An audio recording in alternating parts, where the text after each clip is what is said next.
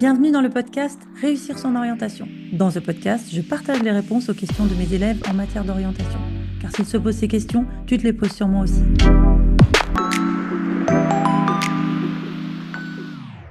Depuis que je suis conseillère d'orientation, je me rends compte que j'entretiens des relations assez privilégiées avec les enfants, mais aussi avec leurs parents, ce que j'ai pas du tout forcément avec au lycée, vu que je suis prof en BTS et que je vois pas souvent les parents. Et je me rends compte aussi que souvent les parents, non seulement font appel à moi pour des questions d'orientation, c'est pour ça qu'ils viennent me voir en premier, mais une fois qu'on a établi une relation un petit peu privilégiée, ils m'appellent ou ils m'envoient des mails pour que je les aide à trouver des profs particuliers en français, en maths, où ils font appel à moi dès qu'ils ont des questions de tous les sujets à propos de l'éducation. Et là, récemment, j'ai une maman qui m'a appelée en me demandant si j'avais des idées pour son fils parce qu'elle voulait le faire partir en séjour linguistique. En effet, son fils, il était en seconde. Elle venait de recevoir un message du lycée qui disait qu'à partir du 6 juin, il y aurait plus cours. Et là, elle se disait que ça serait peut-être un peu long d'avoir des vacances entre début juin et début septembre, même si évidemment il y avait le stage en entreprise. Et elle se demandait si ce ne serait pas un moment pour faire partir son fils en séjour linguistique. Alors évidemment, moi, je ne connais absolument rien sur les séjours linguistiques. Je suis partie en séjour linguistique quand j'étais en cinquième, mais ça date un petit peu. Et donc, comme à chaque fois que je fais un épisode de podcast, je pars toujours d'une question, une question d'un parent, une question d'un jeune, une remarque qui fait en sorte que voilà, je crée cet épisode. Et là, je me suis dit que voilà, si j'avais une maman qui me posait cette question, peut-être qu'il y avait d'autres parents qui seraient intéressés par la réponse. J'ai donc contacté Colombe. Donc Colombe, elle a fondé une école de langue qui s'appelle My English School. Enfin, je tiens à préciser que je ne suis pas affiliée à Colombe, hein, c'est juste que c'est une personne que j'apprécie. J'aime bien sa manière de faire. Je pense qu'on a des idées assez similaires. Et donc, je lui ai demandé de venir un lundi soir pour faire un atelier à certains parents. Et je lui ai proposé d'enregistrer l'atelier, ce que je ne fais pas souvent. Mais là, je me lui ai dit, si tu veux, j'enregistre l'épisode et on va le faire sous forme de podcast. Donc, c'est ce qu'on a fait. J'ai demandé à Colombe de me donner en fait des conseils pour les parents qui aimeraient faire partir leurs enfants en séjour linguistique. Et elle m'a en fait dévoilé en fait tous les points d'attention, ce à quoi on doit vraiment, ce qu'on doit vraiment regarder avant d'envoyer son enfant en séjour linguistique. Donc, on a parlé de à quel moment on envoie un enfant en séjour linguistique. Est-ce qu'on le fait partir seul? Est-ce qu'on le fait partir avec des amis? Quelles sont les différentes formules qui existent, des différents pays? Voilà. Donc, plein de questions. Moi, j'ai appris pas mal de choses des séjours. Enfin, voilà, je peux vous promettre que depuis ma classe de cinquième, il y a énormément de choses qui ont changé. Les séjours linguistiques, il y a eu beaucoup de produits qui ont été créés et franchement, ça fait envie. Voilà, donc j'espère que cet épisode vous sera utile si vous êtes parent là pour le coup et que vous êtes un peu curieux en matière de séjour linguistique. Et voilà, donc je vous laisse avec Colombe et j'espère que cet épisode vous plaira. À très vite. Bonsoir Colombe, merci d'avoir accepté mon invitation ce soir. On profite d'un atelier pour faire aussi un podcast et donc c'est chouette. Ce soir, on va parler de séjour linguistique et je suis ravie que tu sois là. Est-ce que ça va chez toi à Paris? Eh ben, écoute, ça va très bien. Merci Corinne de m'accueillir pour ton podcast. Tout va bien. On est au démarrage des vacances parisiennes et donc on est en plein dans la saison des séjours linguistiques pour les enfants, les petits Français. Bon, bah écoute, c'est vrai que c'est enfin, un sujet enfin, des questions que les parents me posent justement parce que ils se demandent est-ce qu'on doit partir longtemps, est-ce qu'on doit les faire partir à quel moment, pour quelle durée. Et donc, je me suis dit que ce serait chouette de faire appel à une experte et que tu nous donnes un peu des conseils sur justement comment on choisit le bon séjour linguistique pour son enfant. Avant ça, est-ce que peut-être tu peux nous dire deux mots sur qui tu es, ton parcours et puis ce que tu fais toi aujourd'hui? Oui, bien sûr, merci. Alors, moi, j'ai fondé la société My English School il y a 10 ans. J'ai moi-même trois grands-enfants pour lesquels j'ai cherché à faire en sorte qu'ils apprennent les langues, et notamment l'anglais, bien, vite et avec plaisir. Donc, j'ai testé pas mal de formules. Et puis, maintenant, ils sont grands. Il y en a deux qui travaillent et la dernière qui finit ses études. Et en fait, à force d'avoir cherché pas mal de solutions, j'ai trouvé des expériences, notamment de scolarité en internat anglais pour notre dernière fille. Et donc, il y a une dizaine d'années, elle est partie comme ça pendant plusieurs trimestres, en quatrième, en troisième et en seconde en Angleterre. Et puis très vite, des amis m'ont demandé de l'aide pour les accompagner dans des recherches d'internat en Angleterre. Et j'ai créé cette société My English School. Et puis depuis, je suis tout à fait spécialiste des séjours linguistiques courts, de moyenne, courte ou longue longue durée pour l'anglais, mais également pour d'autres langues. Et donc, je suis ravie de pouvoir essayer de répondre à la question comment choisir le bon séjour linguistique pour mon enfant. Bah écoute, super. Donc ouais, tu es vraiment la personne parfaitement bien placée. Qu'est-ce que tu donnerais comme premier conseil aux parents qui se posent la question, là, comment je vais faire pour choisir mon séjour linguistique pour mon enfant, toi? Alors, moi, ce que je dirais d'abord, c'est peut-être parler de la définition, de ce dont on parle. Des séjours linguistiques, il y en a de toutes sortes, et il y a des grandes familles. Il y a ce qu'on appelle les summer schools, c'est-à-dire, en général, c'est un format de cours de langue le matin et d'activité l'après-midi. Il y a une partie donc d'école, d'où le mot school, mais aussi summer, donc vacances. Ça, Mhm. il y a beaucoup, beaucoup de formules comme ça. C'est ce qu'on appelle communément en France le séjour linguistique classique. Oui. Et puis, il y a aussi tout ce qu'on appelle summer camp. Et là, il n'y a pas de cours en général. Et donc, on va plutôt être dans une immersion 100% avec un séjour à vocation purement ludique d'amusement. Et puis, pour des plus grands, souvent à partir de la classe de la troisième ou de la seconde et le lycée, on a tout ce qu'on met sous le vocable Enrichment Camp, qui est initialement une notion américaine et qui va être un séjour à vocation, comme son nom l'indique, de s'enrichir, c'est-à-dire de travailler sur une thématique qui peut être très variée, comme le business, comme les sciences, comme le théâtre. Et donc, on va généralement être hébergé sur un campus universitaire, par exemple, dans une belle université américaine et on va se retrouver à étudier une matière avec l'anglais, mais ne pas travailler l'anglais en tant que langue. Autre type de séjour très classique, dont nous sommes vraiment pour le coup les spécialistes en France, c'est tout ce qu'on va appeler scolarité à l'étranger, en particulier en internat, par exemple en Angleterre. Là, on quitte son école française pendant un certain temps et on rejoint un établissement scolaire avec les élèves locaux. Et puis, dernière famille de séjours linguistiques, c'est des séjours à vocation plus humanitaire, qui peuvent être dédiés vers l'aide aux autres, vers l'environnement, etc., avec l'utilisation de la langue anglaise ou une autre langue. Ça, c'est vraiment les grands types de familles, de Et tu vois, séjours. moi, je ne connaissais pas les enrichment camp. Enfin, je savais qu'ils existaient aux États-Unis, mais je ne savais pas qu'on pouvait y aller, enfin, en tant que Français. Et je trouve que ça peut être une bonne idée quand, justement, dans son orientation, on se dit, oh là là, est-ce que j'aimerais faire des sciences ou est-ce que j'aimerais faire du business, de le tester un peu lors d'un séjour et d'en profiter pour apprendre une autre langue. Ça peut être aussi un bon moyen, ben voilà, de voir en vrai ce que ça donne, quoi. Donc, bonne Ab- idée, je garde ça. Absolument. Et en fait, une fois qu'on a un petit peu décidé ce qu'on voulait faire comme type de séjour, c'est très important de se poser la question de l'objectif du séjour. Ouais, bonne idée. Ouais. Et en Mhm. fait, l'idée, c'est qu'il y a plein d'objectifs possibles. Alors évidemment, l'objectif classique qui nous vient en tête, c'est apprendre l'anglais ou apprendre l'espagnol ou l'allemand, donc progresser, maîtriser la langue. Et on peut passer par un séjour qui passe vraiment par l'écrit, mais il y a aussi des séjours où on travaille beaucoup plus l'oral. Il y a des séjours où on va travailler sur le débat, sur la prise de parole en public, etc. D'autres séjours vont juste avoir pour objectif de changer d'air, de sortir de chez soi, de s'ouvrir au monde, parfois de prendre de la responsabilité, de s'épanouir.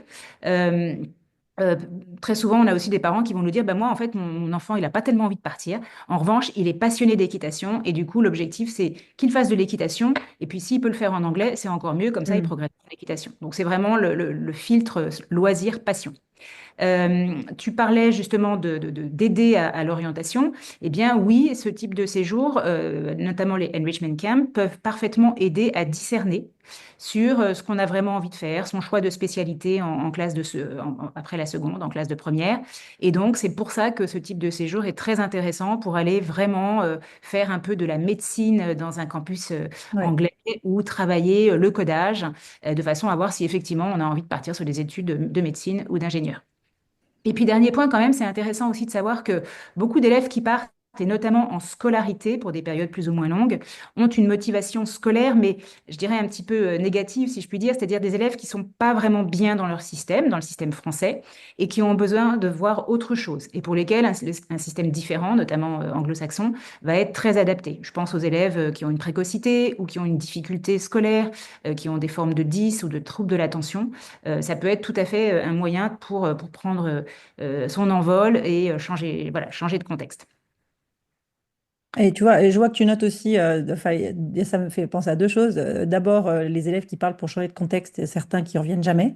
Moi, c'est arrivé au fils d'une de mes amies qui est partie en première pour une année de césure, et puis voilà, finalement, il est resté à l'étranger, et puis il a fait ses études à l'étranger. Et la notion d'amitié aussi, moi, une de mes plus vieilles amies, c'est une personne que j'ai rencontrée en séjour linguistique en cinquième, et on se voit toujours. Donc, oui, ça donne des Et belles rencontres. absolument. Et nous, on a régulièrement des parents qui nous disent, ben, en fait, ma fille veut revenir dans le même séjour que l'an dernier parce qu'elle a rencontré une petite jeune fille de Chili ou Voilà, du Maroc et elle a envie de la retrouver. exactement. Non, non, C'est tout à très chouette. fait, tout à Et fait. puis un petit focus sur l'atout pour l'avenir, puisqu'on parle d'orientation aussi. Il y a un certain nombre de séjours qui permettent de préparer un examen de langue sur place. Ouais. Donc pendant tout le temps du séjour, de le passer sur place, donc par exemple un examen de Cambridge ou ce qu'on appelle l'IELTS, l'IELTS, et qui vont pouvoir du coup avoir passé l'examen et rentrer avec un diplôme en poche chez eux. Et donc c'est un diplôme qu'on va pouvoir mettre dans Parcoursup. Mais pas seulement dans Parcoursup, hein, Colombe. Je pense à certaines études à l'étranger où c'est demandé, c'est obligatoire, ou certaines écoles de commerce où là aussi on peut pas postuler si on ne l'a pas. Donc c'est vrai que ça peut être un vrai atout de le préparer peut-être l'année avant la terminale pour pouvoir l'avoir et puis à plus avoir à se soucier de ces diplômes-là en plus du bac, quoi. Absolument. Ouais. Ok. Alors d'autres conseils que tu donnerais pour bien choisir son séjour? Alors, il faudrait se poser aussi les bonnes questions en termes de destination, d'âge Ouais. pour partir. Une maman, peut-être tout à l'heure, parlait de savoir si c'était un bon âge de partir en seconde. Alors, en termes de destination, bien entendu, bah, une fois qu'on a choisi sa langue, voir quel est le pays qui est pertinent. Partir dans un pays anglo-saxon pour apprendre l'anglais, ça paraît logique. Il y a des pays peut-être qui sont moins logiques pour des questions d'accent, tout simplement, ou bien la langue n'est pas vraiment la vraie langue du pays. Donc vraiment bien choisir son pays, ses capitales, se poser la question de savoir si on veut partir dans une ville, une grande ville à Londres ou à New York, ou bien au contraire dans un collège comme Harry Potter dans la campagne. Donc c'est pas tout à fait la même chose. En termes d'âge et d'effectifs, c'est très important de savoir qu'on peut partir très jeune. Il y a des enfants qui partent en séjour court ou long à 8, 9 ans. Ouais. Ça fonctionne très très bien. Ces enfants vont être dans des séjours bien choisis pour les juniors où l'encadrement est adapté et où ils vont apprendre la langue de façon très rapide. En fait, ils n'apprennent pas la langue, ils la vivent et donc ben, ils prennent le bon accent en un claquement de doigts. Il faut bien être très aussi avoir beaucoup d'attention sur les tranches d'âge. Parfois, on a des séjours qui vont proposer une tranche assez large, je ne sais pas, un séjour qui est ouvert aux 10, 17 ans. Et en fait, envoyer un petit enfant de 10, 11 ans dans un séjour avec Hmm. et des grandes 17 ans, c'est pas forcément adapté. Non. Donc, il faut vraiment faire attention à ça. De même que faire attention à la capacité totale du séjour et à la réalité du nombre d'inscriptions. Une chose est de dire, il y a 70 lits disponibles dans ce séjour. Et si on creuse un petit peu, on se rend compte que pour la quinzaine que vous souhaitez retenir, eh bien, en fait, il n'y a quasiment pas d'inscrits. Donc, c'est une mauvaise expérience pour vos enfants. Donc, c'est vraiment très, très important de faire attention à tout ça. Et puis, en termes de durée, se poser les bonnes questions. On a quelques familles, par exemple, qui vont dire, ben, en fait, c'est un premier séjour, donc partons sur une semaine de séjour. Une semaine de séjour, c'est court. Pourquoi? Parce qu'en vrai, c'est 5 jours sur place, 2 jours de transport. Donc, est-ce que ça vaut vraiment le coup de partir une seule semaine? Ça peut être une idée, mais très honnêtement, en dessous de 2, 3 semaines, voilà, c'est un petit peu dommage. Et puis, à l'inverse, on a des jeunes qui partent un trimestre en scolarité à l'étranger, ou même, comme tu disais, Corinne, qui étaient partis officiellement pour un trimestre, et puis en fait, ils y sont tellement bien qu'ils y restent pour toute leur scolarité. Mais quand j'entends des enfants très jeunes, là quand même, il faut quand même qu'il y ait une vraie volonté, hein, non, de l'enfant pour pouvoir partir, parce que quand on est petit, ça peut faire peur quand même d'être loin de ses parents à 9, 10 Oui, ans. oui. Alors, tu as tout à fait raison. Ça vient du coup sur un point qui est important aussi de savoir avec qui votre enfant part. Est-ce qu'il part seul ou est-ce qu'il part à plusieurs? Il est très fréquent que des jeunes, notamment des très juniors, partent avec le grand frère, la cousine, le meilleur ami de la classe, etc. Et ça, ça peut être tout à fait pertinent parce que finalement, avec le jeu de séparer les enfants dans les classes ou dans les chambres ou dans les activités, ça permet de pouvoir partir en séjour sans avoir ce petit stress, soit du côté de l'enfant, soit du côté des parents, et c'est souvent plus du côté des parents que des enfants d'ailleurs, de se dire, bah, oh là là, est-ce que j'envoie mon enfant à 9 ans dans un séjour loin de moi? Donc, il y a des enfants pour qui c'est adapté, il y a des parents pour qui c'est adapté, et d'autres pas du tout. Moi, je suis pas du tout sûre que j'aurais envoyé ma fille un trimestre. Elle est partie, elle avait 13 ans. À 8 ans, peut-être j'aurais trouvé ça trop jeune. Je suis une maman poule, donc ça dépend un peu des parents, évidemment.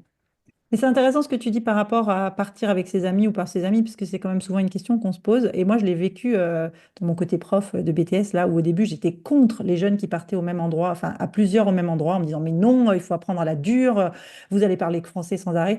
Et en fait, je suis revenue sur cette décision. Maintenant, j'accepte ce qui partent, les élèves qui sont jamais partis.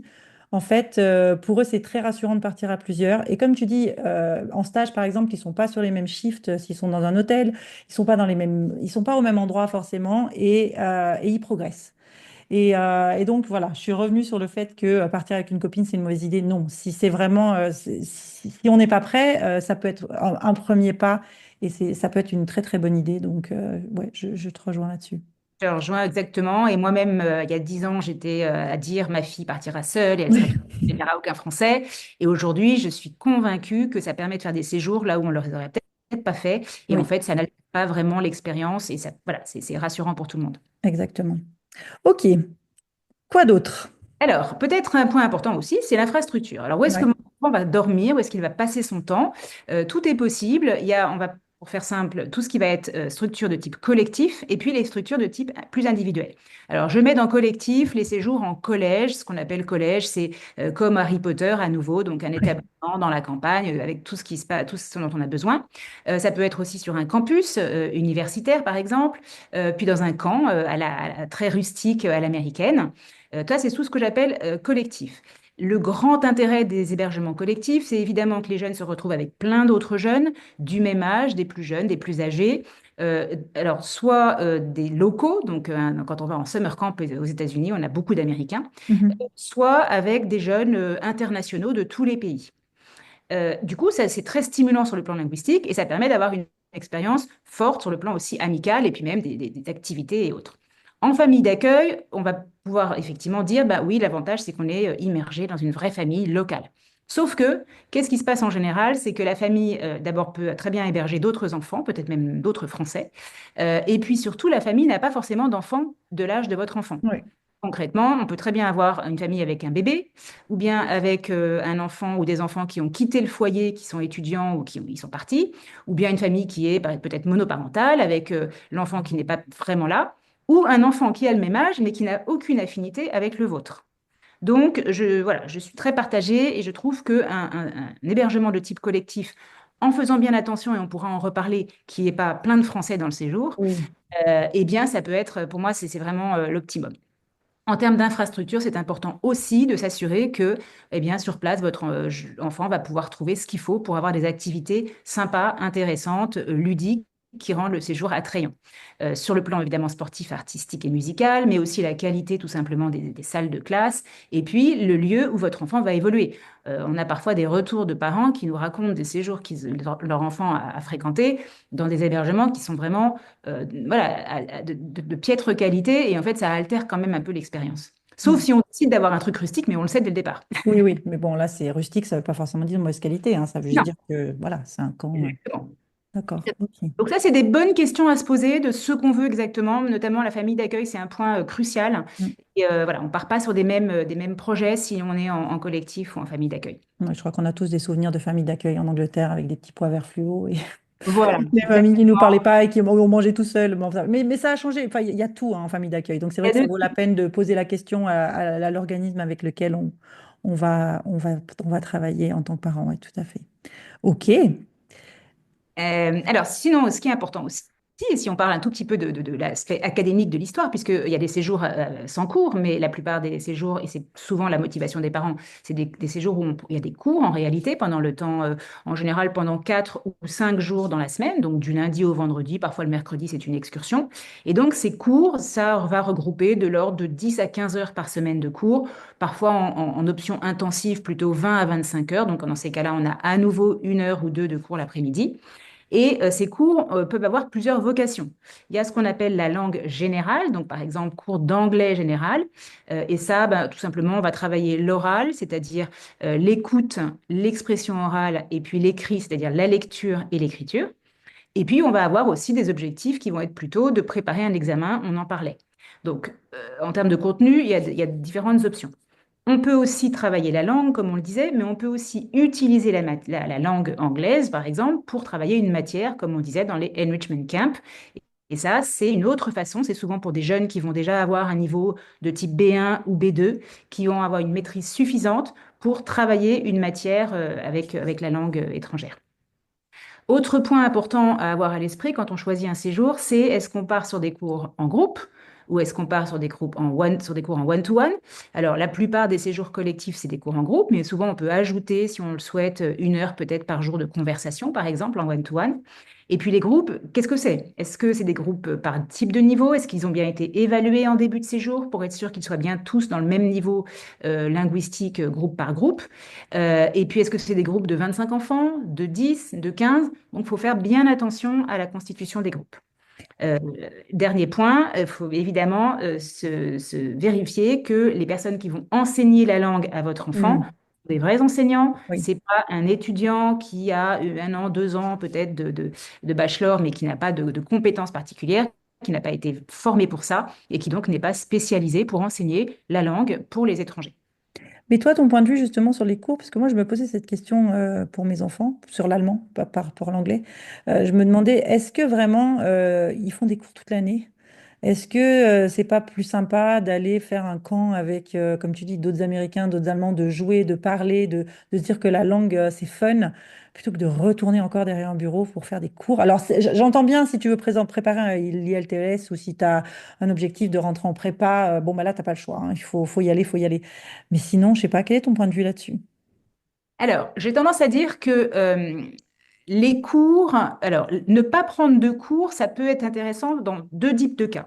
Premier type de cas, un enfant qui est encore assez junior et finalement on lui dit, bah, on te met dans le bain et puis ben, tu vas progresser comme ça, voilà, en summer camp, disons, par le fait de jouer au tennis, faire du kayak, et ben finalement tu vas progresser au moins en compréhension. Alors ça, c'est intéressant pour la compréhension, mais on reste sur un niveau de débat, si je puis dire, assez faible. C'est-à-dire que Hmm. les conversations sont simples, avec du vocabulaire simple de la vie de tous les jours. Donc, pour un junior, pourquoi pas? Après, ça peut être vraiment intéressant de passer à des cours pour un plus grand, parce qu'encore une fois, pour structurer, pour commencer à faire Oui. quelque chose de plus sérieux sur le plan du contenu, de la syntaxe, de la grammaire, du vocabulaire. La deuxième situation où on n'a pas forcément besoin de cours, ça va être un jeune qui va être archi-bilingue et qui veut avoir plutôt une expérience, bah, je ne sais pas, faire du théâtre ou des arts ou Oui. créer un portfolio ou ce genre de choses. Oui. Et puis, dernier point à avoir à l'esprit, c'est que les cours, c'est pas les cours qu'on a en France où on va être Oui. 30 ou 35 dans une classe avec en général les quelques élèves qui parlent très bien, qui vont accaparer la parole de façon tout à fait naturelle parce qu'ils ont une bonne maîtrise, les autres qui sont un peu en retrait et où en réalité c'est un peu compliqué de progresser, notamment à l'oral. Dans les cours en Angleterre ou dans d'autres pays, eh bien, quand c'est bien fait, on est peu dans la classe, il y a une vraie interaction et donc il y a des travaux de groupe, des travaux d'équipe, etc., qui font que ça, tout le monde progresse. Donc, vu comme ça, avec des cours de qualité en petits C'est vrai. effectifs, eh bien, ça permet quand même de faire quelque chose d'intéressant. Et puis c'est jamais toute une journée, forcément. Dans certains, tu peux en faire que le matin et puis faire autre Ouais. chose aussi, hein. En Ok. général, c'est que le matin. En général, c'est Oui. très rare que parfois on rajoute, je te dis, une session l'après-midi pour un objectif précis, mais c'est rare. D'accord. Ok. Est-ce que tu as d'autres points à regarder? Ah Alors, oui. on a évoqué hein, le fait de Ouais, ça, on partir l'a déjà quelque parti. Voilà. part, voilà, C'est cette ça. patrie. J'insiste un tout petit point sur les francophones. Ouais. Faites très important de s'interroger sur savoir est-ce qu'il y a des francophones dans le séjour, Mm. est-ce qu'il y a des quotas, par exemple, par nationalité. C'est très intéressant, des séjours qui vont dire, bah, nous, chez nous, c'est 10 à 20% maximum, par exemple, de francophones, pas plus. Au-delà, il faut bien évidemment se rendre à l'évidence qu'en réalité, ça revient à faire partir un groupe de Français ensemble. Mm. Donc, moins intéressant. Ça, c'est très important. Et d'une semaine à l'autre, ça peut varier. D'un séjour à l'autre, ça peut varier. On sait que les francophones aiment bien partir en début d'été, début juillet. Donc voilà, c'est vraiment un point capital parce qu'on peut très bien faire du même séjour quelque chose, entre guillemets, de raté sur le plan linguistique ou réussi si on choisit les bonnes dates, la bonne option, le bon programme. Voilà. Ouais. Ouais, donc ça, c'est un point à regarder. Un point à garder, évidemment, le budget, en Ah quelques oui. mots. Être très attentif à ce qu'il y a dans le prix. Est-ce que ça comporte le transport ou pas? Est-ce qu'il y a bien dedans les cours, les hébergements, les transferts? Est-ce qu'il y a des extras qui sont payants? Est-ce que le prix qu'on vous affiche, c'est tout compris ou pas? Et puis la notion de cher ou pas cher. Alors, c'est vrai qu'un séjour linguistique de qualité, ça coûte plutôt assez cher. Il y a des raisons pour ça, à cause du taux d'encadrement, à cause de la qualité des professeurs qu'il y a, des infrastructures. Il faut voilà, trouver le bon curseur. Si vous avez un séjour qui est pas cher, il y a toujours des bonnes raisons. en termes d'encadrement, de groupe, de plein de choses. Donc vraiment, vraiment, parfois, il faut peut-être plutôt pas faire de séjour que de faire un séjour un petit peu au rabais, où on va pas s'y retrouver finalement, ni votre enfant, ni vous en tant que parent. Oui, et puis c'est vrai que ce que tu dis sur les transports, ça paraît un peu. Alors, toi, tu es à Paris, donc tous les séjours partent de Paris, mais quand tu es en province, parfois, ton enfant, il doit partir de province pour aller jusqu'à Paris. Et c'est un petit détail, hein, mais quand tu n'as jamais pris l'avion et que tu dois faire ton transfert et que bah, c'est aussi des choses où tu veux t'assurer en tant que parent qu'il y a bien quelqu'un à l'arrivée qui va t'assurer le transport, qui va t'accueillir. Enfin, toutes ces petites choses-là, il faut quand même voilà, regarder vraiment précisément et prendre le temps, comme tu dis, c'est quand même un sacré budget, un gros investissement de bien décortiquer et de prendre le temps avec l'organisme avec lequel tu vas partir, de savoir, bah, voilà, point par point, tout ce que ça comprend et comment ton enfant il va être accompagné, et surtout s'ils sont petits. Plus grands, c'est moins gênant, mais petits, c'est quand même important, je te rejoins. Absolument. Et du coup, d'où l'intérêt aussi de faire appel à un organisme qui va vraiment très individualiser le conseil et qui va pouvoir vous dire, bah, OK, vous êtes basé à Lyon. En fait, vous avez des avions directs qui vont faire Lyon-Manchester. Votre enfant sera accueilli sur place. Il va voyager en UM. Donc, il y a des solutions. Mais ça, c'est important que vous ayez un vrai Mm. conseil parfaitement adapté à Ouais, votre. tout à fait. Ouais, tout à fait. Voilà, après les activités, les excursions, évidemment, savoir un petit peu quel genre d'activité votre enfant va faire. Est-ce que c'est un système de multi-activités, ce qui est très fréquent l'après-midi. Du coup, on va avoir deux, trois sessions de propositions variées, sportives ou non sportives, et les enfants s'inscrivent en fonction de ce qu'ils aiment faire. Et puis, il y a des séjours qui sont spécialisés où on va faire peut-être du tennis, du théâtre, du football, en général 2 ou 3 heures l'après-midi. Donc ça, il y a ce genre de choix. Les excursions, souvent vous allez avoir 2 excursions par semaine, soit les 2 jours de week-end, soit le mercredi et puis un jour du week-end. Une des excursions va être à vocation vraiment ludique. Ça peut être un parc d'attractions, ça peut être les studios Harry Potter, ça peut être ce genre de choses. Et puis une excursion le deuxième jour de la semaine qui va plutôt être avec une partie un peu plus culturelle, une visite par exemple de Westminster, et puis un peu de shopping. Ouais. Est-ce Ah, du que- shopping. Ouais, Oui, il faut du voilà. shopping. C'est important. Il y a le shopping, c'est très important dans les séjours linguistiques. Et C'est puis, vrai. du coup, ben voilà, s'assurer que ces inscriptions sont incluses. Parfois, vous allez avoir un prix parfois facial qui a l'air très attirant, puis vous cherchez un peu, vous vous rendez compte que pour aller à Londres, il faut payer en plus. Ouais. Donc ça, c'est important. Et puis voir comment sont encadrées vraiment les activités. On a eu parfois des parents qui nous disaient, ben, en fait, on avait pris option football, sauf que le coach était nul. Ils étaient 30 sur le cours de football, et puis mon Mm. fils était en permanence sur le bord de touche et il faisait pas de football. Donc Ouais. ça, vraiment faire attention à comment c'est géré aussi. Ouais. Non, il y a plein de questions à poser, hein. Voilà, plein de questions. Si on reste sur l'encadrement, bah, le taux d'encadrement, on en a parlé. Comment le médical est assuré? Est-ce que, voilà, est-ce qu'il y a une infirmerie qui est ouverte 24 heures sur 24 ou en tout cas à disposition sur le lieu? Est-ce qu'il y a un relais médical qui est proposé? Les enseignements, encore une fois, est-ce que ce sont des vrais enseignants avec une vraie pédagogie? Est-ce que vous avez un moyen de vous informer sur comment va votre enfant sur place via l'organisme auquel vous faites appel? Avec voilà, un numéro, je dirais 24-24 pour avoir de l'information. Et puis un numéro d'urgence, comment vous faites quand vous avez besoin de prévenir votre enfant sur place ou à l'inverse, est-ce que vous êtes prévenu si tout simplement il tombe et il se blesse? Ouais. Ça, c'est vraiment des points importants. Et j'en ai presque fini. C'est là que du coup intervient le fait de se faire vraiment bien conseiller par des organismes qui sont spécialisés, qui connaissent bien leur séjour, qui ont une sélection de qualité en termes de programme, un organisme qui est à même de vous proposer quelque chose qui va être personnalisé pour votre enfant. Bien souvent, on va avoir des situations où on vous donne un catalogue de 200 pages. Vous avez plein de séjours et vous vous dites maintenant, je fais quoi? Qu'est-ce Mm. que je vais choisir? Et donc, voilà, l'idée de, par exemple, de faire une shortlist et vous dire, ben voilà, pour vous, pour ce que vous nous avez dit de votre enfant, de votre projet, on vous propose ces 3 séjours-là qui sont exactement ce qui nous paraissent bien pour vous. Donc, cette sélection qui va exactement vous convenir. Voir si vous êtes bien accompagné de bout en bout. C'est-à-dire pas uniquement, OK, vous avez payé la compte et puis après, débrouille-toi. C'est vraiment un accompagnement depuis le premier jour jusqu'à ce que, voilà, pour l'inscription, les questions pratiques et puis jusqu'au moment où votre enfant revient. Donc, ce suivi sur place, ça, on en a parlé. Les accréditations, c'est très important que les séjours, en tout cas les séjours linguistiques de type summer school, donc où il y a des cours, soient accrédités soit par le British Council pour les séjours pour l'anglais, soit par l'Institut Cervantes pour l'espagnol, soit Goethe pour l'allemand. C'est vraiment un gage de qualité sur la partie linguistique, mais également sur la globalité du séjour.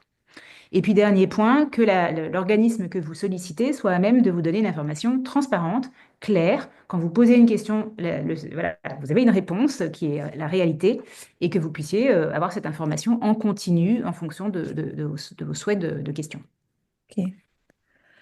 Eh ben dis donc on fait notre petite checklist avec tout ce que tu as donné. Et ensuite, on va faire notre petit interrogatoire à l'organisme qui va être très content de, de nous rencontrer ce jour-là. Super, Colombe. Exactement. Ben, écoute, merci beaucoup. Au niveau du timing, toi, tu dirais, on part plutôt en seconde, on part en première. Alors, j'imagine que ça dépend. Ça, c'est la première question. Et au niveau du timing aussi, on réserve, c'est quand l'idéal pour, voilà, on s'y prend quand dans l'année scolaire, quoi.